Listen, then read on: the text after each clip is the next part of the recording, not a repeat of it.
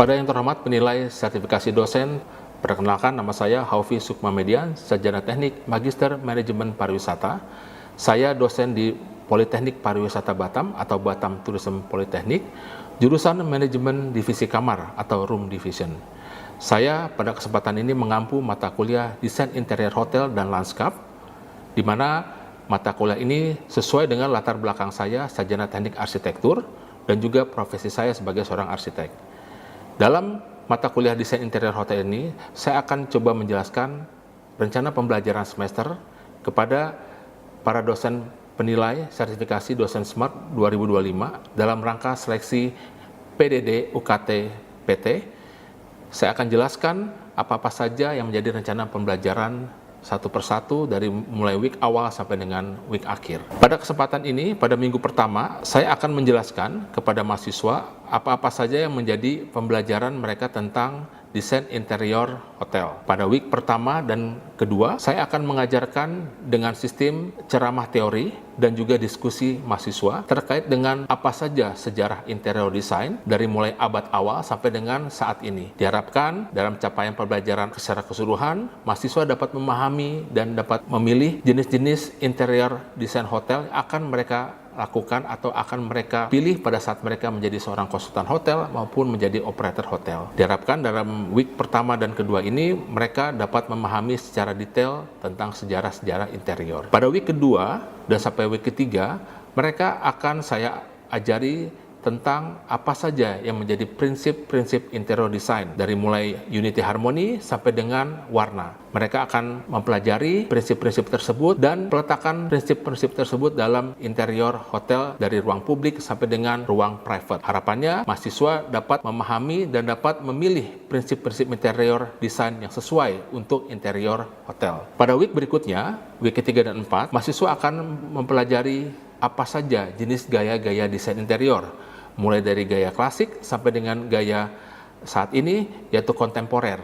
Ini akan memudahkan mereka dalam menentukan jenis interior design terhadap hotel yang akan mereka rencanakan, baik itu city hotel, resort hotel, maupun MICE hotel. Pada week berikutnya, pada week kelima dan keenam, mahasiswa akan saya ajarkan tentang bagaimana pengenalan pemilihan material-material interior design, mulai dari material lantai, dinding, sampai dengan plafon atau ceiling. Harapannya mereka dapat memilih jenis material interior lantai yang cocok baik segi dari maintenance maupun dari sisi interior design secara konsep keseluruhan. Lalu bagaimana juga pemilihan material dinding dan juga plafon yang sesuai dengan prinsip interior dan gaya interior design, dan juga dari sisi maintenance dan housekeeping mereka juga memudahkan cara pembersihannya. Lalu pada week berikutnya, saya akan ajarkan bagaimana mahasiswa mengenali tentang jenis-jenis mebeler atau furniture interior hotel. Mulai dari raw material, bagaimana bahan-bahan dasar membentuk sebuah custom furniture untuk hotel, dan juga mahasiswa akan saya ajari tentang jenis-jenis finishing material furniture yang akan digunakan dalam sebuah hotel, terutama bagaimana juga pemilihan material finishing yang tepat untuk memudahkan juga dari sisi housekeeping. Pada week berikutnya, saya akan ajarkan mahasiswa tentang tata letak layout hotel, karena hotel dibagi dari ruang publik, semi publik, dan private. Harapannya di pencapaian pelajaran ini mahasiswa dapat membuat zonasi yang tepat, mana saja yang menjadi area publik hotel, mana saja yang menjadi area semi publik, dan mana saja yang menjadi area private. Ini akan disinkronisasi dengan studi kasus, yaitu dengan tata cara melayout. Jadi mereka akan melakukan praktek layouting sebuah kamar secara sederhana, dan nanti akan dikaitkan dengan gaya interior dan prinsip interior yang sudah mereka pelajari terlebih dahulu. Dan juga nanti mereka akan diberikan studi kasus bagaimana mereka melakukan survei dari sebuah hotel, dan mereka akan mempelajari bagaimana gaya interior, prinsip interior, flow interior, dan juga tata letak ruang yang akan nanti dipresentasikan oleh mereka dalam tugas besar. Lalu pada minggu terakhir, mereka akan mempelajari tentang tata letak lanskap secara umum untuk hotel maupun resort. Di sini mereka akan saya ajarkan jenis-jenis lanskap secara umum yang sering dipakai dalam sebuah perencanaan hotel. Di sini mahasiswa juga akan mengenal jenis-jenis tanaman yang cocok untuk tipikal hotel, contohnya seperti hotel City Hotel, Resort Hotel atau MICE yang tentunya akan berbeda penempatan tata lanskapnya.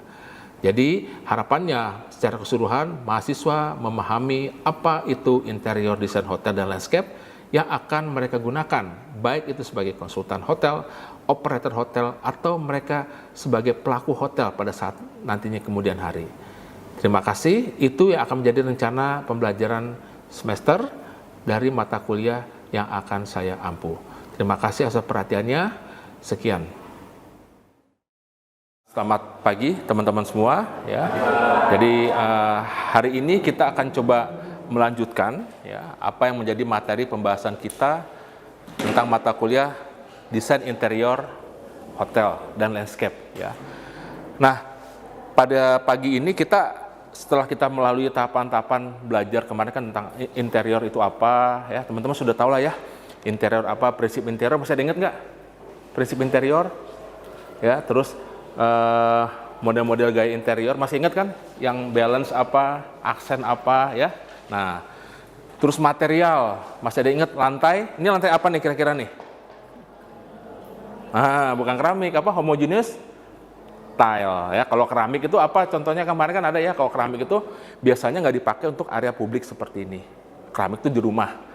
Kenapa ini nggak pakai keramik ini? Karena ini kan butuh kekuatan ya, sampai jatuh orang, terus benda jatuh ini lebih kuat. Kalau keramik jatuh itu biasanya langsung gompal, pecah. Kalau ini enggak. Ya. Terus masih ingat nggak ini apa? Nah, plafon jenis apa? Akustik style. Tujuannya apa? Kalau kita misalkan gini nih, nah ke bawah nggak berisik, seperti itu, ya. Nah, kalau misalkan kamar hotel kita nggak pakai seperti ini, ya. Nah, sekarang kita coba teman-teman kita akan masuk ke tentang desain hotel itu seperti apa. Jadi saya tidak menuntut harus bisa teman-teman bisa desain hotel, tapi setidaknya mengetahui tahapannya seperti apa, ya. Oke, kita lihat contohnya sini. Kalau ada klien kalian. Next kalian menjadi operator, ya. Ada klien mau bikin hotel. Apa step-step pertamanya? Nah, pertama pastikan ide dan konsep hotel. Hotel itu macam-macam kan? Ada city hotel, ada resort, ada MICE. Kan kita sudah jelaskan tuh ada yang airport dan macam-macam. Tapi rata-rata itu 3 itu yang sering menjadi langganan dari klien. Karena kebetulan saya arsitek, saya sering dapat 3 itu. Kalau nggak city, hotel, MICE, dan resort, ya. Nah, pastikan ide konsepnya hotel itu pasti dulu apa, karena akan berpengaruh terhadap bentuk desainnya, ya. Lalu permodalan, kadang banyak klien juga nih mau bangun hotel tapi nggak punya uang, banyak seperti itu, ya. Bisa caranya apa? Permodalan melalui pinjaman bank dan lain-lainnya itu bisa dilakukan, ya. Terus penentuan lokasi, nah ini penting. Kalau city hotel, ya city hotel tahu ya teman-teman ya, hotel yang berada kayak di Batam ini rata-rata city hotel semua. Nah itu sangat berperan sekali untuk lokasi itu. Jangan sampai lokasi itu menjadi kegagalan dalam perencanaan hotel di kemudian harinya. Ya, kalau tengah-tengah kota harus apa, seperti apa? Nanti saya akan jelaskan. Dan biasanya akan melakukan namanya FS atau Feasibility Study atau studi kelayakan. Jadi di studi dulu nih kira-kira di Batam itu, Batam ada yang tahu kota apa dibilangnya? MICE ya, Batam itu MICE. Jadi oke lah di sini cocoknya adalah hotel-hotel yang memang targetnya itu MICE. Ada ballroomnya, ya nggak cuma hotel aja. Lalu baru di sini dilibatkan konsultan hotel. Ya, konsultan hotel itu artinya operator. Siapa operatornya? Ya, operator kan banyak ya teman-teman sudah tahu, ada operator misalkan Archipelago, ada grupnya Tausia, Swiss Bell, ya Marriott Bonvoy itu kan grup Santika dan lain-lainnya. Nah baru penentuan arsitek. Nah kalau saya sendiri biasanya di sini saya munculnya, ya penentuan arsiteknya di situ. Lalu ke perizinan, kontraktor, belanja kebutuhan barang sampai dengan grand opening. Ini tahapan perencanaan pembangunan hotel, ya. Kita lihat, tadi saya sampaikan, rata-rata ini di kita ini adanya cuma 3 ini yang paling menjadi market empuknya. Kalau nggak city hotel, resort, dan MICE. Ya. Nah, ini coba saya kasih contoh tentang city hotel. Ya. Rata-rata kita lihat akses satu nih ya. Hotel yang berada di jalan utama, ya seperti ini, nama di kota kan lahan kecil, sempit, mahal. Ya, makanya dia rata-rata hotelnya akan modelnya, kalau kita bilang itu adalah one facade, satu tampak muka yang menjadi point of interest-nya. Ya. Nah, kalau gini udah nih, mau nggak mau bangunannya harus apa? Vertikal ke atas. Ya, sama seperti yang contoh di Tamrin ya. Tamrin kan hotel tinggi-tinggi semua tuh, nggak ada lagi, udah melebar lagi karena lahannya cukup mahal. Lalu ada beberapa hotel juga kasusnya seperti ini aksesnya, ada jalan utamanya berdua seperti ini, yang berada di sudut atau corner. Nah, ini otomatis akan menjadi dua fasad. Apa yang menjadi bagian depan ini hotelnya? Ya, nanti kita lihat situ. Lalu ada juga contoh seperti di Bali atau di Pattaya atau di Bangkok ya. Rata-rata kan hotel itu berada di dalam satu jalan kecil, memang tetanggaan hotel-hotel semua. Kiri kanan hotel semua ya. Memang dia daerah-daerah yang khusus untuk wisata. Nah, ini ada juga treatment khususnya seperti apa. Ya. Lalu yang terakhirnya ada hotel yang memang bintang-bintang 5 nih. Kayak di Bali, Nusa Dua, biasanya agak jauh dari akses utamanya ke dalam nih. Ya, kayak daerah Nusa Dua tuh Westin, ya, Hyatt, ya, terus ada lagi apa? Sofitel, itu rata-rata jauh ke dalam, maksudnya dari akses utama jalan tuh ke dalam tuh agak sedikit berjarak, ya. Nah, setelah ini, saya coba teman-teman lihat, ini adalah contoh-contoh dari gubahan massa sebuah hotel. Nah, tadi City Hotel. Apa yang hitam ini, Pak? Yang hitam itu adalah area, ada yang tahu teman-teman? Dari gambar A ini, yang hitam tuh kira-kira apa? Apa? Jalan, ini bangunannya. Ayo, yang hitam tuh kira-kira, ini kan City Hotel tadi lurus ya, seperti ini bangunannya nih. Nah, koridor. Jadi kalau City Hotel dengan lahan yang terbatas, ya, dengan lahan terbatas, kita ambil modul A seperti ini, ya. Ya, ini seperti ini. Yang A ini adalah biasanya ya, teman-teman biar tahu, ini adalah tangga kebakaran. Nah, di hotel ada ya tangga kebakaran, itu wajib peraturannya. Di sini satu lagi ini biasanya adalah area untuk lift. Ini sebut biasanya City Hotel itu single koridor seperti ini. Ya. City Hotel itu rata-rata single koridor. Jadi semua aktivitas, terutama anak-anak RDM nanti ya, housekeeping itu hanya lalu lalang di daerah sini saja. Biasanya di belakang yang hitam yang besar ini ada lift untuk tamu, dan ada lift satu lagi untuk apa? Lift apa? Service ya, untuk teman-teman nanti bawa linen dan lain-lainnya. Itu biasanya memang terpisah, tidak menyatu ya. Dan di sini biasanya juga ada linen store-nya untuk alat-alat misalkan linen, terus macam-macam untuk pembersih dan lain-lain ya, seperti yang contoh di sini, taruh di sana. Ya. Ini yang sering ditemui rata-rata pola hotel yang ada di City Hotel seperti ini. Lalu yang B, yang kedua, nah ini juga sama, kalau bentuknya L seperti di Radisson misalkan, ya, ini juga sama, rata-rata yang hitam ini, ya, core inti ini isinya tadi itu, kalau nggak lift barang, linen dan housekeeping. Yang ini apa Pak? Ini adalah tangga darurat, wajib, ya. Jadi kalau teman-teman nanti misalkan menjadi operator hotel, ketika temu arsitek bikin hotel seperti ini pola cuma satu tangga daruratnya, jangan. Ya, kenapa harus di ujung Pak? Ya kalau sampai kebakaran di sini kan dia ke sini, misal kebakaran di sini, ya dia lari ke sini. Kan kalau kebakaran di ujung sini ya dia lari ke sana. Tapi kalau misalkan kebakarannya di sini dia nggak ada akses, ya bisa jadi selesai ya, celaka seperti itu. Lalu C, nah ini bersama ya polanya seperti itu. Yang C juga sama. Ini bagaimana dia lebih menyebar, rata-rata yang ini yang lahannya cukup besar. Ya, kita pakai C seperti ini modulnya. Biasanya modul-modul kayak gini itu semi resort modelnya. Lalu yang D, Nah, ini juga sama. Kalau teman-teman lihat Burj Khalifah, ya, Burj Dubai itu dia mengadopsi pola seperti ini. Ya, jadi kan dia bentuknya dari bentuk bunga ya. Nah, tapi dia ngambil polanya seperti ini. Jadi segitiga, ya, di mana main circulation vertikal itu ada di sini, lalu dibagi dari tangga darurat sebelah sini. Nah, sedangkan yang E ini rata-rata pola-pola hotel yang di Eropa, di Barcelona, di Paris, karena itu bangunan-bangunan tua biasanya. Yang kotak-kotak di blocking-blocking itu mereka nggak tinggi kan. Nah, biasanya mereka polanya seperti ini, dan tengah void ini biasanya dijadikan sebagai area restorannya. Ya, karena memang rata-rata bangunan heritage yang tidak bisa dibongkar, ya. Nah, sedangkan yang yang F ini ya seperti Apple Campus ya. Tahu Apple Campus kan?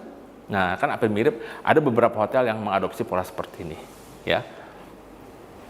Oke, intinya teman-teman, pada saat kita membuat sebuah hotel itu apa sih yang menjadi jualan utamanya nih?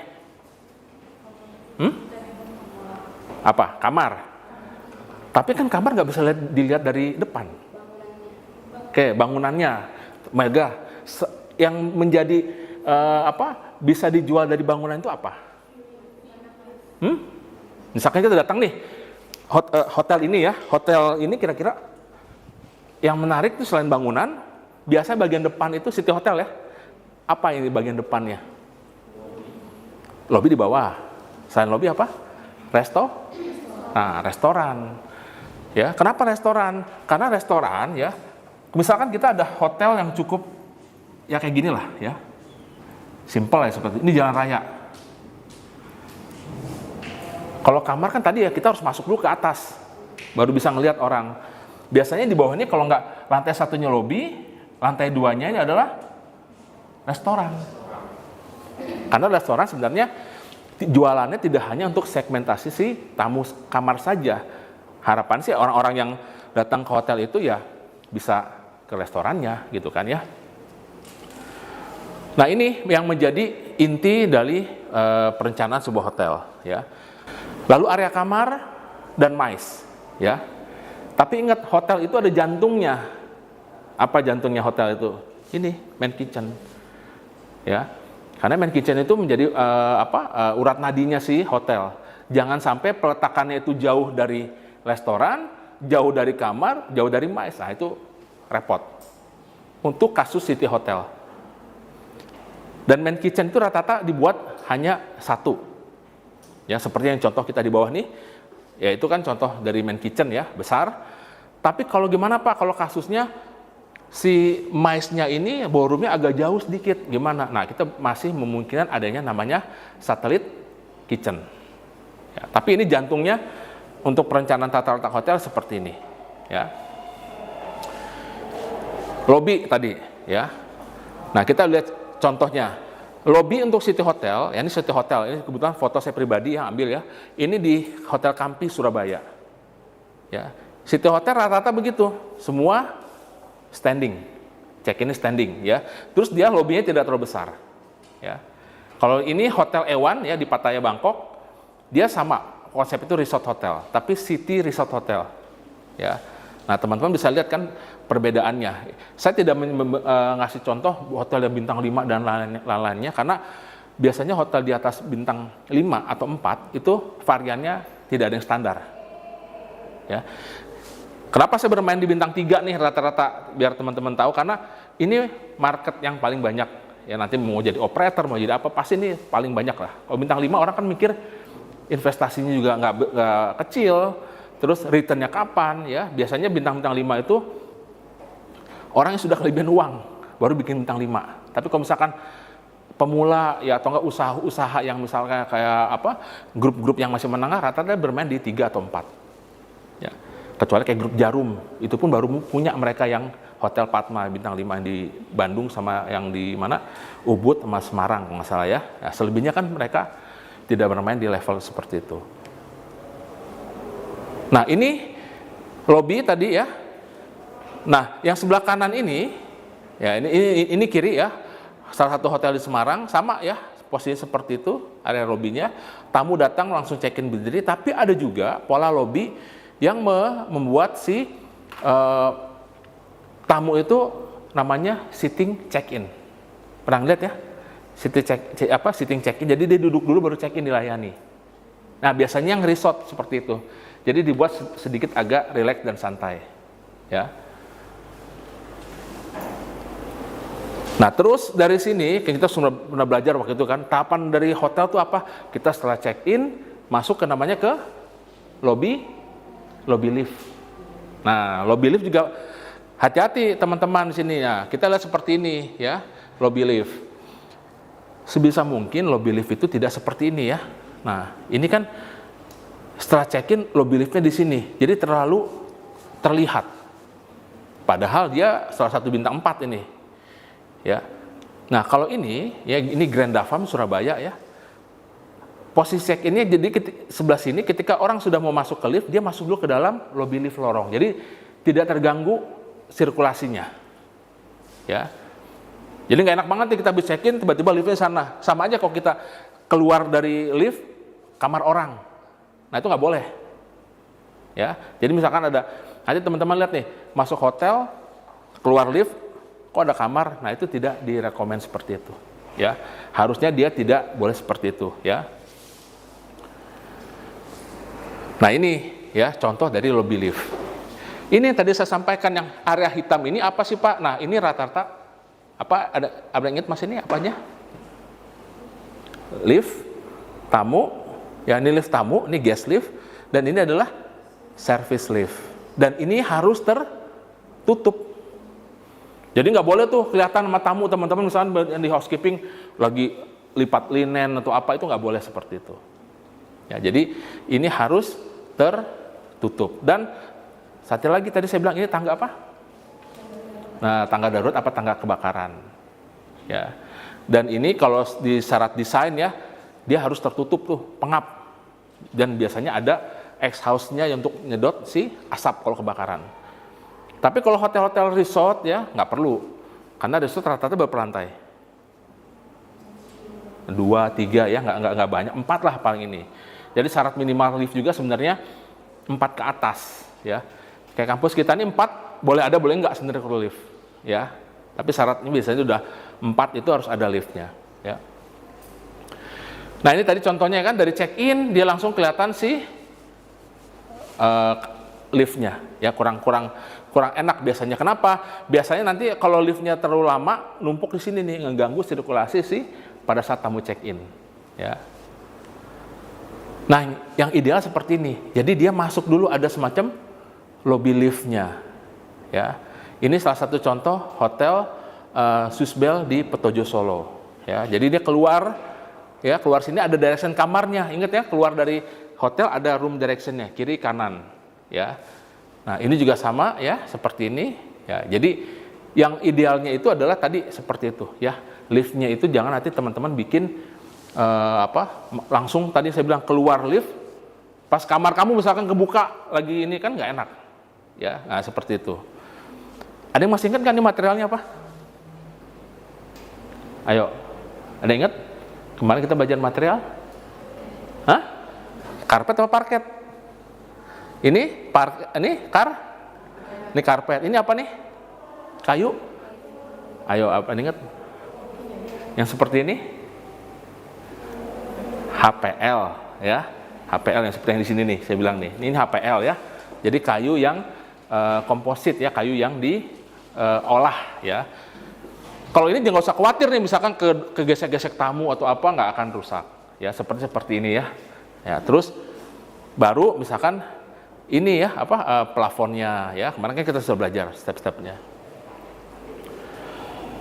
Nah, terus kita lihat ke bed. Ya, ini kita yang paling utama ya, yang utama dulu adalah jarak minimum bed ya. Ada yang apal nggak size kamar tempat tidur apa aja? Ayo. Yang paling kecil ukuran berapa? 150. Yang paling kecil? 100 berapa? 160 paling kecil. Ayo, single bed. 100. Nah, kalau 120 ya, nah ini biar tahu juga teman-teman ya. Karena untuk di beberapa hotel kasusnya yang saya temui ya. kamar ya untuk tempat tidur itu paling kecil ya untuk hotel bintang 2 itu ada yang di 90 kali, ada yang seperti itu bintang-bintang 2 yang konsepnya itu adalah city hotel ya. Baru di sini ada ya seperti itu. Biasanya mereka menaruh apa polanya nih? Twin share atau twin Hollywood. Pernah dengar ya? Twin Hollywood atau twin share. Dari sini baru lagi naik ukurannya ke berapa tadi? Ada yang 1 meter ya. Rata-rata kalau yang saya temui itu rata-rata 1 meter ke 2 meter. Kenapa? Karena operator biasanya kalau 1 meter 2 meter itu kalau digabungkan itu jadi king. Benar kan? 2 kali 2. Tapi biasanya kalau untuk hotel bintang 4 ada yang bermain di 110 atau 120. Tapi rata-rata 110 lah. Jadi kalau digabungin jadi 2 meter 20. Tapi repotnya itu adalah pada saat apa? Nah, itunya kurang apa? Nggak umum, custom kan mau nggak mau kan ya. Beda kalau yang 1 meter seperti ini umum. Makanya ini akan pengaruh kepada saat nanti kita membuat tata letak si kamar. Ya. Yang sekarang banyak di request dari operator ya, yang beberapa yang pengalaman saya datangin itu Twin Hollywood. Jadi tetap saya pernah kasih kasus kan, kalau tengahnya jangan ada jangan ada apa table lamp atau apa, repot nanti ya kalau misalkan dia harus pindahin ya, jangan. Makanya kalau bisa sih table lamp-nya itu berada di pinggir sini ya. Nah, iya, nanti kan kalau kamu misalkan tadi saya bilang pernah cerita ya, kalau ada orang yang bulan madu kan kasihan nggak bisa dirapetin gitu kan, karena dia last check in misalkan atau late check in ya gitu, seperti itu. Nah terus balik lagi nih, pernah ngeliat kan ya kalau kita masuk kamar itu ada namanya lobby kamar, ada restroom, ada wardrobe, baru area tidur ya. Nah area tidur ini ternyata biasanya kan kita umumnya masuk tuh kamar mandi dulu ya, ada kamar mandi ya. Tapi ada beberapa kasus hotel yang memang lahannya terbatas seperti di Singapura ya, itu dia menggunakan pola-pola seperti ini.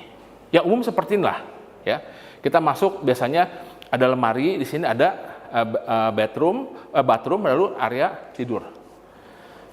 Gimana Pak kalau lahannya terbatas? Saya pernah temui beberapa hotel juga di lahan yang cukup terbatas. Dia nggak masalah. Jadi kita ketika masuk ada bathroom dulu baru area bedroom sini. Dan ini selalu bersebelahan. Kenapa? Ada yang tahu? Kenapa sebelah-sebelahan sih kamar mandinya? Kenapa satu jalur semuanya? Air ya, untuk memudahkan air dan juga sirkulasi plumbingnya ya. Tadi kan misalkan ada kotoran berat, ada kotoran ringan ya, seperti itu, jadi satu jalur semuanya. Kalau lebih sempit lagi gimana nih? Contoh beberapa hotel di Singapura saya pernah lihat seperti ini. Jadi masuk kamar mandi ya pas-pas seperti itu ya, lalu langsung area tidur seperti ini, dan koridor juga sempit-sempit kan di Singapura begitu. Dan seperti ini aja harganya wow, lumayan tinggi ya dibandingkan yang di kita ya. Nah, ini yang umum seperti ini. Apa ini tengah ini namanya teman-teman biar tahu? Yang tengah kotak ini itu namanya saf ya, saf. Nah, tulisannya seperti ini ya, saf. Nah, di saf itu isinya air bersih, air kotor, terus pipa kebakaran ya. Terus ada lagi untuk buangan air kotor, air bersih. Di dalam itu ada pipa-pipa. Nanti kalau teman-teman pada saat di hotel itu kelihatan tuh area safnya. Biasanya bagian engineering yang ngecek. Misalkan kamu ini ada mampet saluran atau apa airnya, ini diceknya adalah di safnya seperti ini. Ya. Kalau ini gimana Pak safnya? Ini biasanya di luar. Dibungkus lagi sama dia. Karena lahannya sempit, ya. Nah, ini kita lihat nih. Ya. Pola layoutnya, misalkan single room, ya seperti ini, kecil kan, dia masuk, ada area kamar mandinya, wardrobe-nya, kamar single, dan ini untuk apa nih? Meja apa? Meja kerjanya, area kerjanya ya, untuk laptop dan biasanya untuk ini ya. Kalau City Hotel biasanya perlu, karena orang di City Hotel rata-rata kan cuma tidur aja terus kerja.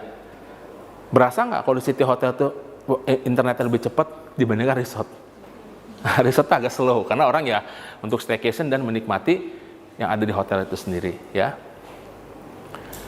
Nah, ini benar apa salah coba kayak gini?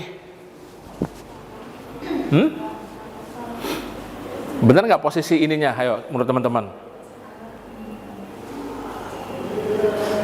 Ya nggak salah juga, tapi tadi saya bilang trennya.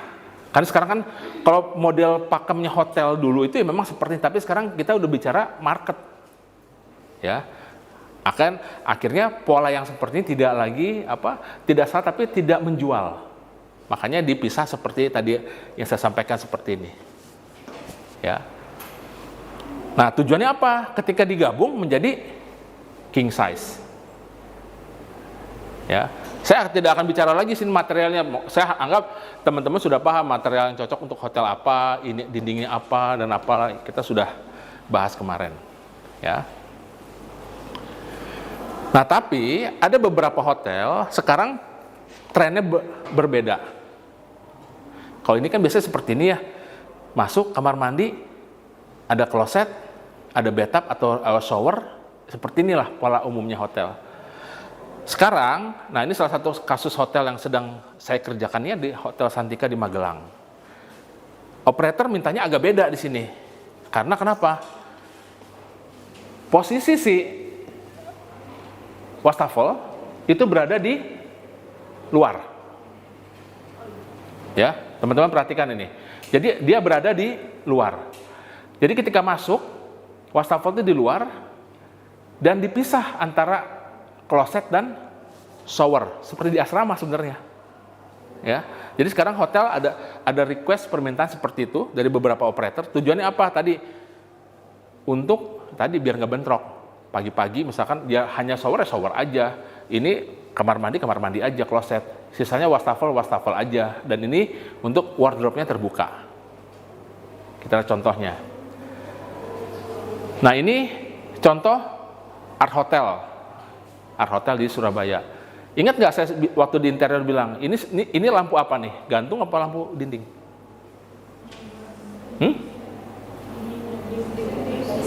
Hah? Dinding apa lampu meja nih? Iya, ini maksudnya lampunya nempelnya di dinding apa berdiri di atas meja? Gantung, karena ini ada cuman stiker ya. Nah, itu malsuin tuh, bagus menurut saya kan. Karena space-nya memang terbatas untuk area kerjanya. Makanya ini saya juga waktu awal nih ketipu juga pada masuk. Kok pas dipegang lampunya, loh ini kok stiker doang, nggak ini ya. Dia sebenarnya hanya lampu gantung ya.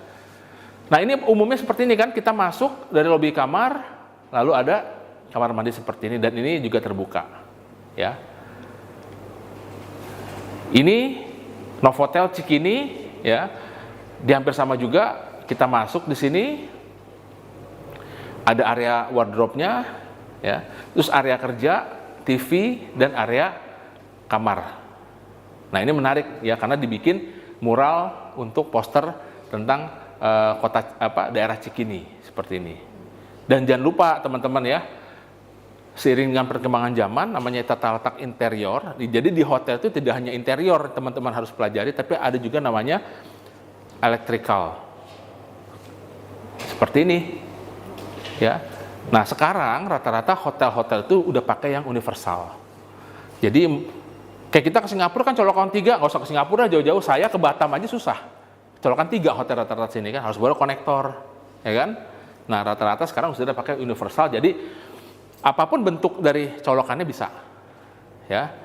Dan beberapa hotel seperti ini udah ada yang namanya port USB-nya, tapi masih USB yang 2.0 ya, bukan yang Type C, belum tuh, saya belum nemu tuh ya. Hotel-hotel yang sudah menggunakan Type C, ya. Masih yang 2 atau 3 seperti itu. Kalau bintang 4 tadi biasanya sudah ada Apa namanya nih? Ayo teman-teman tahu nih. Iron apa bahasa ini? Iron apa bahasa kalau bahasa housekeepingnya? Iron? Nah, terus ada apa lagi nih ya? Nah, safe deposit. Ini dikunci nggak? Nah, kuncinya di mana? Nah, kalau di depan iya, tapi harus dikunci juga ke si lemarinya. Kalau enggak ya dia ambil, ya kan? Nah, sama aja. Jadi ini akan si SDB, safe deposit box ini akan selalu di-screw ke dalam si lemarinya, ada plat besi. Jadi teman-teman harus tahu nih, jadi jangan nanti ada pertanyaan konyol. Kok dibawa kabur gimana? Nah, nggak gitu. Jadi dia selalu ada di-screw ke bagian bawahnya. Jadi ya nggak bisa. Gitu ya. Jangan nanti, kalau awam pasti, ngapain taruh situ? Kok di bawah gimana? Ya kan? Nggak, nyata tidak seperti itu. Terus satu lagi ya, yang teman-teman terkait dengan electrical seperti ini ya. Kita akan contoh. Nah ini contoh ya. Saya coba cari yang ini ya. Oke. Ya inilah, nggak apa-apa lah. Di bawah ini. Di bawah ini ada, kalau kita masuk hotel nih, ceklek, nyala semua kan, betul lah. Tapi kalau misalkan kita keluar, mati semua ya. Ada nggak yang masih nyala? Ayo. Ada nggak yang masih nyala? Ada nggak yang harus nyala apa? Apa? Ayo, teman-teman tahu nih. Nyala semua kan? Besok foto-foto lu gitu. Saya mau keluar dulu nih, saya cabut. Tapi ada yang harus satu nyala listrik. Coba kalian nggak apa? Nah, minibar. Kenapa? Misalkan kalian taruh nih, minumannya pengen dingin. Kalian pergi dicabut. Ya, nggak dingin dong ya. Nah, makanya dia ada satu hal di dalam kamar hotel itu yang tetap nyala secara electrical adalah minibar atau kulkasnya atau coolernya. Itu harus nyala terus. Nggak ada cerita. Kan cooler juga sekarang ada yang jangan terkecoh ya, teman-teman juga.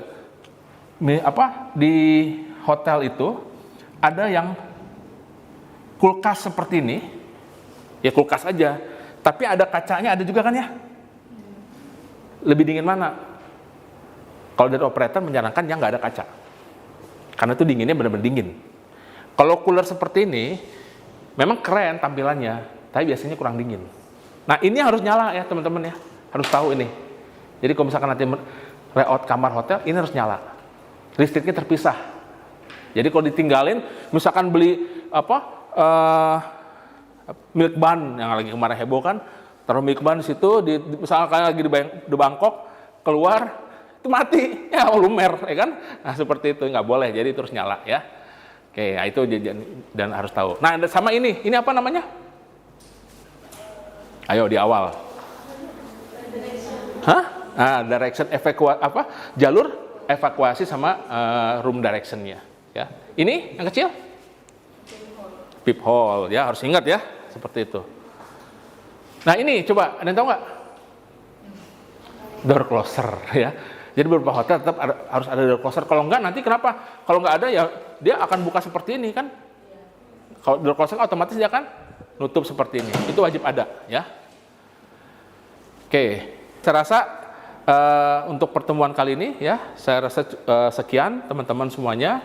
Terima kasih atas perhatiannya. Nanti mudah-mudahan di pertemuan berikutnya kita akan bahas lagi tentang detail-detail hotel lainnya. Selamat siang semuanya.